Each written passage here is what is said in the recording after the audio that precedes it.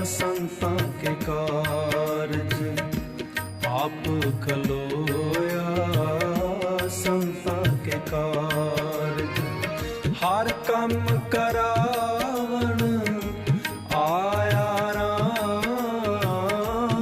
ਵਾਹਿਗੁਰੂ ਜੀ ਕਾ ਖਾਲਸਾ, ਸ੍ਰੀ ਵਾਹਿਗੁਰੂ ਜੀ ਕੀ ਫਤਿਹ। ਫਰੀਦਾ ਸਾਹਿਬ ਦੀ ਕਰ ਚਾਕਰੀ, ਦਿਲ ਦੀ ਲਾਹ ਭਰਾਂਦ।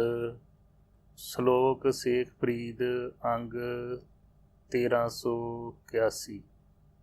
ਮਹਾਂਪੁਰਖ ਹੁਕਮ ਵਿੱਚ ਰਹਿਣ ਵਾਲੇ ਹੁੰਦੇ ਹਨ। ਜਿਵੇਂ ਹੁਕਮ ਹੋਇਆ ਤੁਰ ਪਏ, ਹੁਕਮ ਹੋਇਆ ਬਹਿ ਗਏ। ਜੇ ਮਿਲ ਗਿਆ ਖਾ ਲਿਆ, ਨਹੀਂ ਤਾਂ ਭੁੱਖੇ ਹੀ ਆਨੰਦ ਹਨ। ਗੁਰਵਾਕ ਹੈ, ਜੇ ਭੁੱਖ ਦੇਹੀਂ ਤਾਂ ਇਤ ਹੀ ਰਾਜਾ, ਦੁੱਖ ਵਿੱਚ ਸੁਖ ਮਨਾਹੀ। ਸੂਹੀ ਮਹੱਲਾ ਚੌਥਾ, ਅੰਗ 757। ਅੰਦਰੋਂ ਰੱਬ ਨਾਲ ਅਭੇਦ ਇੱਕ ਰੂਪ ਹੁੰਦੇ ਹਨ, ਪਰ ਕੁਦਰਤ ਇਹਨਾਂ ਦੇ ਹੁਕਮ ਵਿੱਚ ਹੈ। ਜੋ ਚਾਹੁੰਦੇ ਹਨ ਕਰ ਦਿੰਦੇ ਹਨ, ਪਰ ਕਰਦੇ ਉਸ ਪਰਮੇਸ਼ਰ ਦੀ ਰਜ਼ਾ ਨਾਲ ਹੀ ਹਨ। ਉਸ ਪਰਮੇਸ਼ਰ ਦੇ ਹੁਕਮ ਨੂੰ ਮਹਾਂਪੁਰਖ ਹੀ ਸਮਝ ਸਕਦੇ ਹਨ। ਜਿਵੇਂ ਸੰਗੀਤ ਪੈਦਾ ਕਰਨ ਲਈ ਰਬਾਬਾਂ ਦੀਆਂ ਤਾਰਾਂ ਵੱਜਦੀਆਂ ਹਨ, ਉਸ ਵਿੱਚ ਤਾਰਾਂ ਤਾਂ ਕਈ ਹੁੰਦੀਆਂ ਹਨ, ਪਰ ਉਹਨਾਂ ਸਭ ਦੀ ਧੁਨ ਤੇ ਤਾਰ ਇੱਕੋ ਹੀ ਹੁੰਦੀ ਹੈ। ਕਰਦੇ ਉਹੀ ਹਨ ਜੋ ਪ੍ਰਭੂ ਦਾ ਹੁਕਮ ਹੁੰਦਾ ਹੈ। ਮਹਾਂਪੁਰਖ ਇੱਕ ਰਸ, ਇੱਕ ਰੰਗ ਨਿਰੰਕਾਰ ਨੂੰ ਸਿਮਰਦੇ ਹਨ।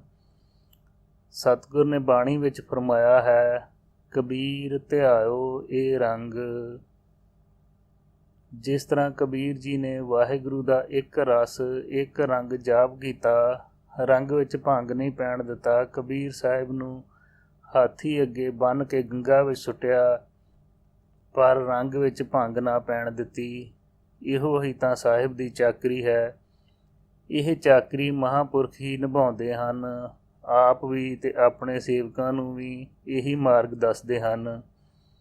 ਮਹਾਂਪੁਰਖਾਂ ਦਾ ਦਰਜਾ ਇੰਨਾ ਉੱਚਾ ਹੁੰਦੇ ਹੋਏ ਵੀ ਤੇ ਇਤਨੀ ਤਾਕਤ ਦੇ ਮਾਲਕ ਹੁੰਦੇ ਵੀ ਸਾਹਿਬ ਨੇ ਅੰਕਿਤ ਕੀਤਾ ਹੈ, ਕੀਤਾ ਲੋੜਨ ਸੋਈ ਕਰਾਇਨ, ਦਰ ਫੇਰ ਨਾ ਕੋਈ ਪਾਏਦਾ। ਜਿਵੇਂ ਪਿੱਛੇ ਪਾਠਕਾਂ ਨੇ ਪੜ੍ਹ ਲਿਆ ਹੈ ਕਿ ਕਿਸ਼ਨ ਸਿੰਘ ਬਾਬਾ ਜੀ ਧੂ ਕੇ ਸੁੱਟ ਜਾਂਦਾ ਹੈ। ਜਿਵੇਂ ਧੂ ਕੇ ਛੱਡ ਗਿਆ, ਬਾਬਾ ਜੀ ਉੱਥੇ ਹੀ ਬੇਪਰਵਾਹ ਬੈਠੇ ਰਹੇ। ਹੇਠਾਂ ਕੱਪੜਾ ਨਹੀਂ, ਚਰਨਾਂ ਵਿੱਚ ਜੁੱਤੀ ਨਹੀਂ, ਲੱਕ ਨਾਲ ਖੱਦਰ ਦਾ ਦੁਪੱਟਾ, ਤਨ 'ਤੇ ਛੋਟਾ ਜਿਹਾ ਕਮੀਜ਼, ਸਿਰ 'ਤੇ ਖੱਦਰ ਦੀ ਦਸਤਾਰ ਤੇ ਇੱਕ ਖੱਦਰ ਦੀ ਚਾਦਰ। ਫਿਰ ਵੀ ਦੁਨੀਆ ਦੇ ਮਾਲਕ ਜੰਡ ਦੇ ਬ੍ਰਿਸ਼ ਥੱਲੇ ਬਿਰਾਜਮਾਨ ਹਨ। ਇਕੱਲੇ ਹੀ ਦੁਨੀਆ ਤੋਂ ਅੱਡ ਹਨ। ਜਿਵੇਂ ਵਾਕ ਹੈ, ਸੇਈ ਪੂਰੇ ਸਾਹ ਜਿੰਨੀ ਪੂਰਾ ਪਾਇਆ, ਅੱਠੀਂ ਵੇ ਪਰਵਾਹ ਰਹਿਨ ਇੱਕ ਤੇ ਰੰਗ, ਦਰਸ਼ਨ ਰੂਪ ਅਥਾਹ ਵਿਰਲੇ ਪਾਈਏ। ਕਰਮ ਪੂਰੇ ਪੂਰਾ ਗੁਰੂ, ਪੂਰਾ ਜਾ ਕਾ ਬੋਲ, ਨਾਨਕ ਪੂਰਾ ਜੇ ਕਰੇ ਘਟੇ ਨਾਹੀ ਤੋਲ। ਹਰ ਵੇਲੇ ਇੱਕ ਰੰਗ ਵਿੱਚ ਰਹਿਣ ਵਾਲੇ ਇਹ ਪੂਰੇ ਹਨ। ਇਹਨਾਂ ਨੇ ਪੂਰੇ ਨੂੰ ਪ੍ਰਾਪਤ ਕਰ ਲਿਆ। ਇਹ ਉਹਨਾਂ ਵਿੱਚੋਂ ਹਨ ਜਿਵੇਂ ਦਰਸ਼ਨ ਰੂਪ ਅਥਾਹ ਵਿਰਲੇ ਪਾਈਏ। ਜਗਤ ਵਿੱਚੋਂ ਉੱਤਮ ਵੀ ਹਨ। ਜਿਸ 'ਤੇ ਇਹਨਾਂ ਦੀ ਨਜ਼ਰ ਹੋ ਜਾਏ ਉਹ ਵੀ ਪੂਰਾ ਬਣ ਜਾਂਦਾ ਹੈ। ਇਹਨਾਂ ਦੇ ਪੂਰੇ ਕੀਤੇ ਨੂੰ ਕੋਈ ਘਟਾ ਨਹੀਂ ਸਕਦਾ। ਇਸ ਦਾ ਤੋਲ ਵੀ ਪੂਰਾ ਤੇ ਇਸ ਦਾ ਬੋਲ ਵੀ ਪੂਰਾ, ਤੇ ਇਹ ਆਪ ਵੀ ਪੂਰਾ। ਇਸ ਦੀ ਬਖਸ਼ਿਸ਼ ਵੀ ਪੂਰੀ।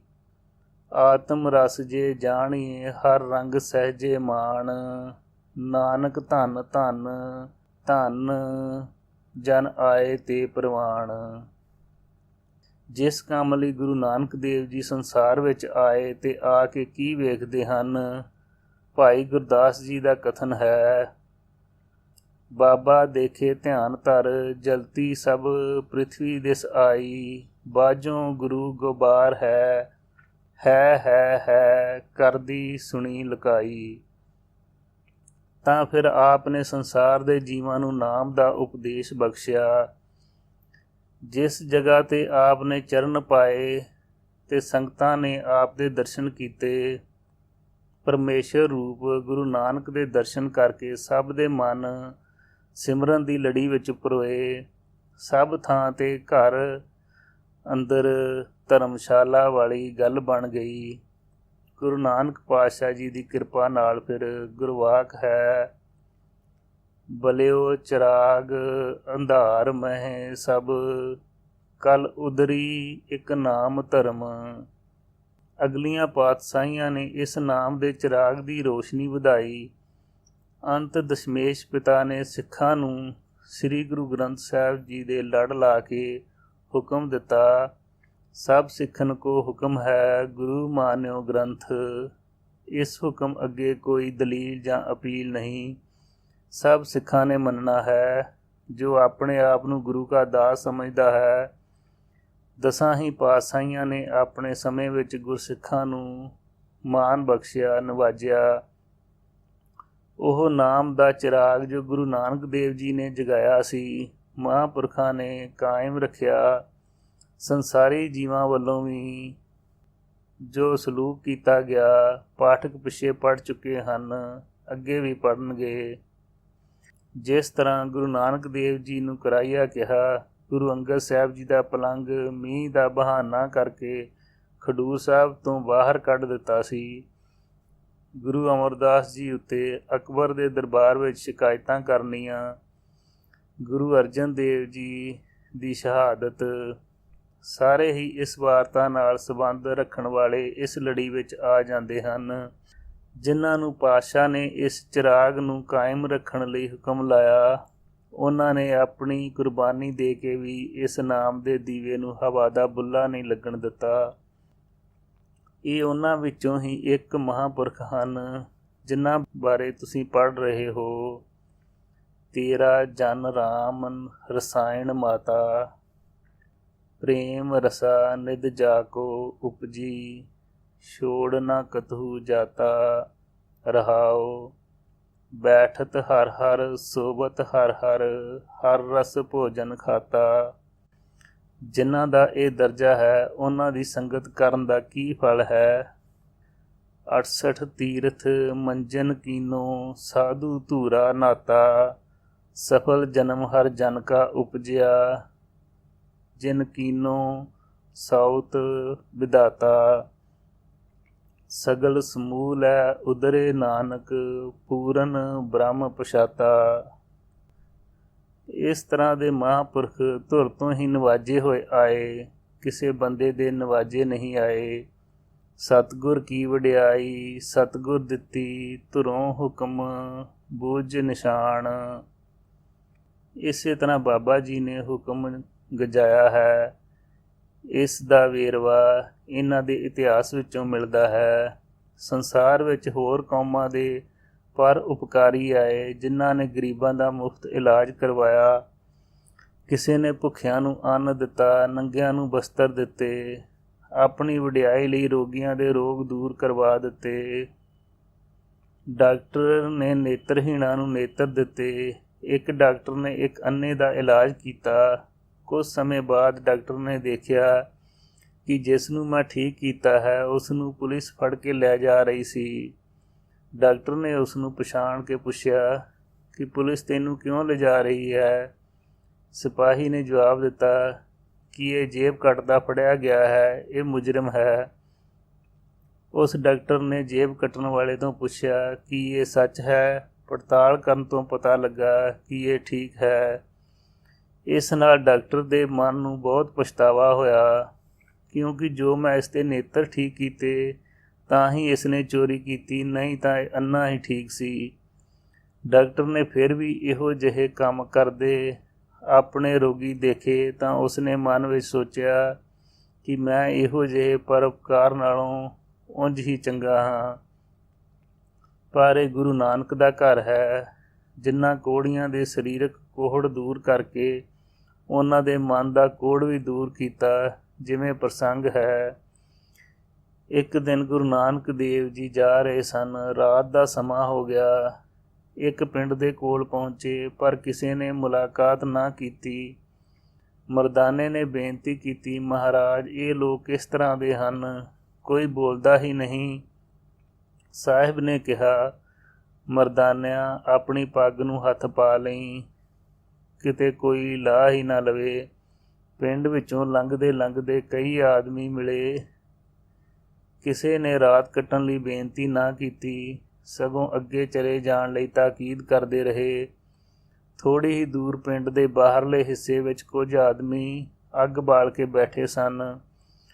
ਉਹਨਾਂ ਨੂੰ ਪਾਤਸ਼ਾਹ ਨੇ ਪੁੱਛਿਆ, ਅਸੀਂ ਰਾਤ ਰਹਿਣਾ ਹੈ, ਇਸ ਪਿੰਡ ਵਿੱਚ ਕੋਈ ਰੱਖ ਸਕਦਾ ਹੈ? ਉਹਨਾਂ ਪੁੱਛਿਆ, ਆਪ ਕੌਣ ਹੋ ਤੇ ਕਿੱਥੋਂ ਆਏ ਹੋ? ਤਾਂ ਆਪ ਨੇ ਉੱਤਰ ਵਿੱਚ ਕਿਹਾ, ਪਰਦੇਸੀ ਹਾਂ। ਉਹਨਾਂ ਕਿਹਾ, ਪਿੰਡ ਵਿੱਚ ਕੋਈ ਜਗ੍ਹਾ ਨਹੀਂ, ਉਹ ਸਾਹਮਣੇ ਝੁੱਗੀ ਵਿੱਚ ਇੱਕ ਫਕੀਰ ਰਹਿੰਦਾ ਹੈ, ਉਸ ਕੋਲ ਚਲੇ ਜਾਓ। ਸਤਿਗੁਰ ਮਰਦਾਨੇ ਨੂੰ ਇਸ਼ਾਰਾ ਕਰਕੇ ਝੁੱਗੀ ਵੱਲ ਤੁਰ ਪਏ। ਮਰਦਾਨਾ ਪਿੱਛੇ ਤੁਰਿਆ ਜਾ ਰਿਹਾ ਹੈ। ਮਨ ਸੋਚਾਂ ਸੋਚ ਰਿਹਾ ਹੈ ਕਿ ਧੰਨ ਹੈ ਸਤਿਗੁਰ, ਤੁਹਾਡੀ ਪਛਾਣ ਵੀ ਕਰਨੀ ਕਿਤਨੀ ਮੁਸ਼ਕਿਲ ਹੈ। ਗੁਰਵਾਕ ਹੈ, ਜਿਸ ਨੂੰ ਤੂੰ ਜਾਣੈ ਹੈ ਸੋਈ ਜਨ ਜਾਣੇ। ਸੋਚਦੇ ਮਰਦਾਨੇ ਦੇ ਮਨ ਅੰਦਰ ਖਿਆਲ ਦਾ ਉਛਾਲਾ ਆਉਂਦਾ ਹੈ ਕਿ ਸਰਬ ਕਲਾ ਸਮਰਾ ਸਤਿਗੁਰ ਆਪ ਧੰਨ ਹੋ। ਕਿਹੋ ਜਿਹੀ ਆਪ ਦੀ ਲੀਲਾ ਹੈ, ਕੋਈ ਬ੍ਰਿਛ ਹੇਠ ਬੈਠਣ ਲਈ ਜਗ੍ਹਾ ਵੀ ਨਹੀਂ ਦੇ ਰਿਹਾ, ਪਰ ਫਿਰ ਵੀ ਦੁਨੀਆ ਦਾ ਭਲਾ ਹੀ ਕਰਦੇ ਜਾ ਰਹੇ ਹੋ। ਨਿਮਾਣਿਆਂ ਨੂੰ ਮਾਣ ਤੇ ਨਿਤਾਣਿਆਂ ਨੂੰ ਤਾਣ ਬਖਸ਼ਦੇ ਜਾ ਰਹੇ ਹੋ। ਦੁਨੀਆ ਦੇ ਲੋੜਵੰਦਾਂ ਦੀਆਂ ਦੁਨਿਆਵੀ ਲੋੜਾਂ ਪੂਰੀਆਂ ਕਰਦੇ ਜਾ ਰਹੇ ਹੋ। ਇਹ ਸੋਚਾਂ ਵਿੱਚ ਹੀ ਮਰਦਾਨਾ ਸਤਿਗੁਰ ਜੀ ਦੇ ਪਿੱਛੇ ਤੁਰਿਆ ਜਾਂਦਾ ਹੈ। ਫਕੀਰ ਦੀ ਝੌਂਪੜੀ ਅੱਗੇ ਪਹੁੰਚਦੇ ਹਨ। ਸਤਿਗੁਰ ਨੇ ਫਕੀਰ ਨੂੰ ਆਵਾਜ਼ ਦੇ ਕੇ ਕਿਹਾ, ਹੇ ਫਕੀਰ ਸਾਈਂ, ਬੂਹਾ ਖੋਲ। ਅੰਦਰੋਂ ਫਕੀਰ ਹੈਰਾਨ ਹੋ ਕੇ ਪੁੱਛਦਾ ਹੈ, ਆਪ ਕੌਣ ਹੋ? ਮਨ ਵਿੱਚ ਸੋਚਦਾ ਹੈ, ਭੁਲੇਖਾ ਖਾ ਕੇ ਆ ਗਏ ਹੋਣਗੇ, ਮੇਰੇ ਕੋਲ ਇਸ ਵੇਲੇ ਕੌਣ ਆ ਸਕਦਾ ਹੈ? ਸਤਿਗੁਰ ਜੀ ਨੇ ਫਿਰ ਆਵਾਜ਼ ਦਿੱਤੀ, ਅਸੀਂ ਮੁਸਾਫਿਰ ਹਾਂ, ਰਾਤ ਕੱਟਣੀ ਹੈ, ਦਰਵਾਜ਼ਾ ਖੋਲ੍ਹ ਦੇ। ਆਵਾਜ਼ ਸੁਣ ਕੇ ਫਕੀਰ ਨੇ ਦਰਵਾਜ਼ਾ ਖੋਲ੍ਹ ਦਿੱਤਾ। ਸਤਿਗੁਰ ਅੱਗੇ ਲੰਘ ਗਏ ਅਤੇ ਮਰਦਾਨਾ ਵੀ ਪਿੱਛੇ ਹੀ ਅੰਦਰ ਚਲਾ ਗਿਆ। ਮਰਦਾਨੇ ਨੇ ਨੱਕ ਅੱਗੇ ਕੱਪੜਾ ਕਰਕੇ ਕਿਹਾ ਕਿ ਪਾਤਸ਼ਾਹ, ਇੱਥੇ ਤਾਂ ਬੜੀ ਬਦਬੂ ਆ ਰਹੀ ਹੈ। ਸਾਹਿਬ ਮਰਦਾਨੇ ਨੂੰ ਸੰਬੋਧਨ ਕਰਕੇ ਕਹਿਣ ਲੱਗੇ, ਮਰਦਾਨਾ, ਇਸ ਬਦਬੂ ਨੂੰ ਤਾਂ ਖੁਸ਼ਬੂ ਵਿੱਚ ਬਦਲਣਾ ਹੈ। ਰਬਾਬ ਖੋਲ, ਕੀਰਤਨ ਸ਼ੁਰੂ ਕਰੀਏ। ਮਰਦਾਨੇ ਨੇ ਨਾ ਚਾਹੁੰਦੇ ਹੋਏ ਵੀ ਰਬਾਬ ਖੋਲ੍ਹ ਲਿਆ ਤੇ ਸਾਹਿਬ ਨੇ ਆਪ ਹੀ ਬਾਣੀ ਦਾ ਉਚਾਰਨ ਸ਼ੁਰੂ ਕਰ ਦਿੱਤਾ। ਸ਼ਬਦ ਉਚਾਰਨ ਕੀਤਾ, ਜਿਉ ਤਪਤ ਹੈ ਬਾਰੰਬਾਰ, ਤਪ ਖਪੇ ਬਹੁਤ ਬੇਕਾਰ। ਜਿਵੇਂ ਸ਼ਬਦ ਦੀ ਸਰੋਤ ਕੋੜੀ ਦੇ ਕੰਨਾਂ ਵਿੱਚ ਪੈਂਦੀ ਗਈ, ਹਾਏ ਕਰਨ ਵਾਲੇ ਦੁਖੀ ਦਾ ਮਨ ਸ਼ਾਂਤ ਹੁੰਦਾ ਗਿਆ। ਸ਼ਬਦ ਦਾ ਭੋਗ ਪੈਣ ਦੀ ਦੇਰ ਹੀ ਸੀ ਕਿ ਬਦਬੂ ਖੁਸ਼ਬੂ ਵਿੱਚ ਬਦਲ ਚੁੱਕੀ ਸੀ ਅਤੇ ਕੋੜੀ ਦਾ ਮੱਥਾ ਸਤਿਗੁਰਾਂ ਦੇ ਚਰਨਾਂ 'ਤੇ ਟਿਕਿਆ ਹੋਇਆ ਸੀ। ਸਤਿਗੁਰੂ ਨਾਨਕ ਦੇਵ ਜੀ ਦਾ ਪਵਿੱਤਰ ਤੇ ਮੁਬਾਰਕ ਹੱਥ ਕੋੜੀ ਦੇ ਸਿਰ 'ਤੇ ਟਿਕ ਗਿਆ ਸੀ ਤੇ ਕੋੜੀ ਨੂੰ ਨਿਹਾਲ ਕਰੀ ਜਾ ਰਿਹਾ ਸੀ। ਇਸੇ ਤਰ੍ਹਾਂ ਬਾਬਾ ਜੀ ਵੀ ਦੁਨੀਆ ਦੇ ਜੀਵਾਂ 'ਤੇ ਪਰਉਪਕਾਰ ਕਰਦੇ ਰਹੇ। ਦੁਨੀਆ ਦੇ ਨਾਸਤਿਕ ਮਨੁੱਖਾਂ ਵੱਲੋਂ ਬੇਅਦਬੀਆਂ ਹੋਣ 'ਤੇ ਵੀ ਲੋਕਾਂ ਦਾ ਭਲਾ ਹੀ ਕਰਦੇ ਰਹੇ। ਕਿਸੇ ਪ੍ਰਾਣੀ ਨੂੰ ਨਿਰਾਸ਼ ਨਹੀਂ ਮੋੜਿਆ, ਸਭ ਦੀਆਂ ਲੋੜਾਂ ਅਨੁਸਾਰ ਆਸਾਂ ਪੂਰੀਆਂ ਕਰਦੇ ਰਹੇ। ਚਿੰਤ ਅਚਿੰਤਾ ਸਗਲੀ ਗਈ, ਪ੍ਰਭ ਨਾਨਕ ਨਾਨਕ ਨਾਨਕਮਈ। ਇੱਕ ਦਿਨ ਅਚਾਨਕ ਠਾਕਰਾ ਸਿੰਘ ਨੂੰ ਬਾਬਾ ਜੀ ਦੇ ਦਰਸ਼ਨ ਹੋ ਗਏ ਤੇ ਉਸਦੇ ਮਨ ਅੰਦਰ ਖੁਸ਼ੀ ਦੀ ਲਹਿਰ ਦੌੜ ਗਈ। ਖੁਸ਼ੀ ਨਾਲ ਮਨ ਝੂਮ ਉੱਠਿਆ ਤੇ ਭੱਜਾ ਘਰ ਵੱਲ ਆਇਆ। ਬੜੀ ਹੀ ਖੁਸ਼ੀ ਦੇ ਅੰਦਾਜ਼ ਵਿੱਚ ਆਪਣੀ ਪਤਨੀ ਨੂੰ ਕਿਹਾ, ਬਾਬਾ ਜੀ ਦੇ ਦਰਸ਼ਨ ਹੋ ਗਏ ਹਨ, ਛੇਤੀ ਕਰ, ਉਹਨਾਂ ਲਈ ਦੁੱਧ ਤਿਆਰ ਕਰਕੇ ਪਰੌਂਠੇ ਵੀ ਲਾ ਦੇ ਤਾਂ ਕਿ ਮੈਂ ਉਹਨਾਂ ਕੋਲ ਜਲਦੀ ਲੈ ਕੇ ਜਾਵਾਂ। ਘਰ ਵਾਲੀ ਨੇ ਪੁੱਛਿਆ, ਕਿੱਥੇ ਹਨ ਸ਼ਹਿਨਸ਼ਾਹ? ਰੂਮੀ ਵਾਲੇ ਖੇਤਾਂ ਵਿੱਚ। ਠਾਕਰਾ ਸਿੰਘ ਨੇ ਉੱਤਰ ਦਿੱਤਾ, ਤੁਹਾਨੂੰ ਕਿਵੇਂ ਪਤਾ ਲੱਗਾ? ਅੱਜ ਸਵੇਰੇ ਜਦੋਂ ਮੈਂ ਖੇਤਾਂ ਵੱਲ ਜਾ ਰਿਹਾ ਸੀ ਤਾਂ ਰਾਹ ਵਿੱਚ ਮੈਨੂੰ ਇੱਕ ਫਕੀਰ ਮਿਲਿਆ। ਮੈਂ ਨਮਸਕਾਰ ਕੀਤੀ ਤੇ ਪੁੱਛਿਆ, ਹਜੂਰ ਕੋਈ ਮੇਰੇ ਜੋਗੀ ਸੇਵਾ ਦੱਸੋ। ਫਕੀਰ ਸਾਈਂ ਨੇ ਜਵਾਬ ਦਿੱਤਾ, ਮੈਨੂੰ ਤਾਂ ਕੁਝ ਨਹੀਂ ਚਾਹੀਦਾ। ਉਹ ਛੱਪੜ ਦੇ ਕੋਲ ਸਮਰੱਥ ਗੁਰੂ ਬੈਠਾ ਹੈ, ਜੇ ਸੇਵਾ ਕਰਨ ਦਾ ਉਤਸ਼ਾਹ ਹੈ ਤਾਂ ਉਹਨਾਂ ਪਾਸ ਚਲਿਆ ਜਾ, ਪੂਰਨ ਸੰਤ ਹਨ। ਇਹ ਕਹਿ ਕੇ ਉਸਨੇ ਆਪਣੀ ਵਾਰਤਾ ਸ਼ੁਰੂ ਕੀਤੀ ਕਿ ਕੱਲ੍ਹ ਮੈਂ ਉਹਨਾਂ ਸੰਤਾਂ ਕੋਲ ਗਿਆ ਸੀ। ਮੈਂ ਜਾ ਕੇ ਨਮਸਕਾਰ ਕੀਤੀ ਤੇ ਕੋਲ ਬੈਠ ਗਿਆ। ਮੈਂ ਉਹਨਾਂ ਦੇ ਬਚਨ ਸੁਣਦਾ ਰਿਹਾ, ਪਰ ਚਿਹਰੇ ਵੱਲ ਨਾ ਦੇਖ ਸਕਿਆ, ਕਿਉਂਕਿ ਚਿਹਰੇ ਦਾ ਜਲਾਲ ਹੀ ਇੰਨਾ ਸੀ, ਸਿਰ ਨੀਵਾਂ ਹੋ ਜਾਂਦਾ ਸੀ। ਉਹਨਾਂ ਨੇ ਮੇਰੇ ਮਨ ਵਿੱਚ ਜੋ ਸ਼ੰਕਾਵਾਂ ਭੁਲੇਖਾ ਸੀ, ਉਹ ਆਪਣੀ ਪੂਰਨ ਸਮਰੱਥਾ ਨਾਲ ਦੂਰ ਕਰ ਦਿੱਤੀਆਂ। ਮੇਰਾ ਚੰਚਲ ਮਨ ਨਿਹਾਲ ਹੋ ਗਿਆ। ਮੈਂ ਉਹਨਾਂ ਪਾਸ ਸੇਵਾ ਕਰਨ ਲਈ ਬੇਨਤੀ ਕੀਤੀ ਤਾਂ ਉਹਨਾਂ ਕਿਹਾ, ਤੇਰਾ ਕੰਮ ਹੋ ਗਿਆ ਹੈ, ਤੂੰ ਹੁਣ ਜਾ ਸਕਦਾ ਹੈ। ਉਸ ਫਕੀਰ ਦੀ ਵਾਰਤਾ ਸੁਣ ਕੇ ਮੈਂ ਉਸ ਪਾਸੇ ਵੱਲ ਗਿਆ। ਨੇੜੇ ਪਹੁੰਚ ਕੇ ਪਤਾ ਲੱਗਿਆ ਕਿ ਇਹ ਤਾਂ ਬਾਬਾ ਜੀ ਹੀ ਹਨ। ਮੈਂ ਚਰਨਾਂ ਵਿੱਚ ਆਪਣਾ ਸਿਰ ਝੁਕਾ ਦਿੱਤਾ ਤੇ ਆਪਣਾ ਮਨ ਦਾ ਵਿਰਲਾਪ ਉਹਨਾਂ ਅੱਗੇ ਖੋਲ੍ਹ ਕੇ ਰੱਖ ਦਿੱਤਾ। ਥੋੜ੍ਹੀ ਦੇਰ ਬਚਨ ਸੁਣਨ ਤੋਂ ਬਾਅਦ ਮੈਂ ਘਰ ਆਉਣ ਲਈ ਆਗਿਆ ਲੈ ਕੇ ਆਇਆ ਹਾਂ। ਸੋ ਛੇਤੀ ਇਹ ਰਾਸ਼ਨ ਤਿਆਰ ਕਰ ਦੇ ਤਾਂ ਕਿ ਮੈਂ ਆਪਣੇ ਸਮਰੱਥ ਗੁਰੂ ਕੋਲ ਪਹੁੰਚ ਕੇ ਦਰਸ਼ਨਾਂ ਦੀ ਭੁੱਖ ਦੂਰ ਕਰ ਸਕਾਂ। ਪਤਨੀ ਨੇ ਰਾਸ਼ਨ ਤਿਆਰ ਕਰ ਦਿੱਤਾ ਅਤੇ ਆਪ ਇੱਕ ਪਰੌਂਠਾ ਸਤਿਕਾਰ ਨਾਲ ਕੱਪੜੇ ਵਿੱਚ ਲੈ ਕੇ, ਦੁੱਧ ਬਰਤਨ ਵਿੱਚ ਪਾ ਕੇ, ਘੜਾ ਪਾਣੀ ਦਾ ਚੁੱਕ ਕੇ ਬਾਬਾ ਜੀ ਪਾਸ ਆ ਪਹੁੰਚਿਆ ਤੇ ਆ ਕੇ ਸੀਸ ਨਿਵਾਇਆ। ਘੜਾ ਪਾਣੀ ਦਾ ਲਾ ਕੇ ਆਪ ਖੜਾ ਹੋ ਗਿਆ। ਰਾਸ਼ਨ ਅੱਗੇ ਵਧਾ ਕੇ ਕਹਿਣ ਲੱਗਾ, ਪ੍ਰਸ਼ਾਦ ਛਕ ਲਓ। ਬਾਬਾ ਜੀ ਨੇ ਪੁੱਛਿਆ, ਇਹ ਕੀ ਹੈ? ਬਰਤਨ ਵਿੱਚ ਦੁੱਧ ਤੇ ਪਰੌਂਠਾ ਹੈ ਮਹਾਰਾਜ। ਠਾਕਰਾ ਸਿੰਘ ਨੇ ਕਿਹਾ। ਲੋੜ ਅਨੁਸਾਰ ਬਾਬਾ ਜੀ ਨੇ ਪ੍ਰਸ਼ਾਦ ਛਕ ਲਿਆ ਤੇ ਹੱਥ ਸਾਫ਼ ਕਰਕੇ ਠਾਕਰਾ ਸਿੰਘ ਨੂੰ ਪੁੱਛਣ ਲੱਗੇ, ਠਾਕਰਾ ਸਿੰਘ, ਸਾਡੇ ਚਲੇ ਜਾਣ ਤੋਂ ਬਾਅਦ ਤੇਰੇ ਨਾਲ ਕੀ ਕੀ ਬੀਤੀ? ਠਾਕਰਾ ਸਿੰਘ ਨੇ ਬੀਤੀ ਨੂੰ ਮਨ ਵਿੱਚ ਲਿਆ ਤੇ ਠੰਡਾ ਹੌਕਾ ਲੈ ਕੇ ਵਿਥਿਆ ਸ਼ੁਰੂ ਕੀਤੀ। ਪਾਤਸ਼ਾਹ ਆਪ ਜਦੋਂ ਚਲੇ ਗਏ, ਮਨ ਨੇ ਬੜਾ ਵਿਰਲਾਪ ਕੀਤਾ। ਦਿਲ ਬੁੱਝ ਗਿਆ ਸੀ। ਮਨ ਵਿੱਚ ਕਈ ਤਰ੍ਹਾਂ ਦੇ ਖਿਆਲ ਆ ਰਹੇ ਸਨ। ਫਿਰ ਇੱਕ ਦਿਨ ਤੁਹਾਡਾ ਕੀਤਾ ਹੋਇਆ ਬਚਨ ਮੇਰੇ ਮਨ ਵਿੱਚ ਆਇਆ ਕਿ ਠਾਕਰਾ ਸਿੰਘ, ਤੈਨੂੰ ਕਿਸੇ ਸਮੇਂ ਫਿਰ ਮਿਲਾਂਗੇ। ਇਹੀ ਧਾਰਨਾ ਮਨ ਵਿੱਚ ਲੈ ਕੇ ਮੈਂ ਆਸਾਂ ਦਾ ਮਹਿਲ ਉਸਾਰਦਾ ਰਿਹਾ ਕਿ ਕਿਤੇ ਤਾਂ ਦਰਸ਼ਨ ਹੋਣਗੇ। ਪਰ ਪਹਿਲਾਂ ਆਪ ਬਚਨ ਕਰਦੇ ਹੁੰਦੇ ਸੀ ਕਿ ਠਾਕਰਾ ਸਿੰਘ, ਤੇਰਾ ਮੇਰਾ ਪਿਛਲੇ ਜਨਮ ਦਾ ਸੰਬੰਧ ਹੈ। ਫਿਰ ਮਨ ਪਾਪੀ ਵਿੱਚ ਖਿਆਲ ਆਉਂਦਾ, ਕਿਤੇ ਅਗਲੇ ਜਨਮ ਵਿੱਚ ਹੀ ਨਾ ਕਹਿ ਗਏ ਹੋਣ। ਸੋ ਅੱਜ ਮੇਰੇ ਮਨ ਦੇ ਉਤਰਾਅ ਚੜ੍ਹਾਅ ਖਤਮ ਹੋ ਗਏ ਹਨ ਤੇ ਮਨ ਨੂੰ ਸ਼ਾਂਤੀ ਮਿਲੀ ਹੈ। ਇਹ ਸੁਣ ਕੇ ਬਾਬਾ ਜੀ ਨੇ ਬਚਨ ਕੀਤਾ, ਠਾਕਰਾ ਸਿੰਘ, ਤੇਰੀ ਸੇਵਾ ਪ੍ਰਵਾਨ ਹੈ। ਅਸੀਂ ਤਾਂ ਇਸ ਤਰ੍ਹਾਂ ਹੀ ਆਉਂਦੇ ਜਾਂਦੇ ਰਹਾਂਗੇ। ਤੇਰਾ ਅਗਲੇ ਜਨਮ ਦਾ ਜੋ ਖਿਆਲ ਹੈ ਉਹ ਛੱਡ ਦੇ। ਹੁਣ ਤੂੰ ਜਨਮ ਮਰਨ ਤੋਂ ਰਹਿਤ ਹੋ ਗਿਆ ਹੈ। ਥਿਰ ਕਰ ਬੈਸੋ ਹਰ ਜਨ ਪਿਆਰੇ, ਸਤਿਗੁਰ ਤੁਮਰੇ ਕਾਜ ਸਵਾਰੇ ਰਹਾਓ।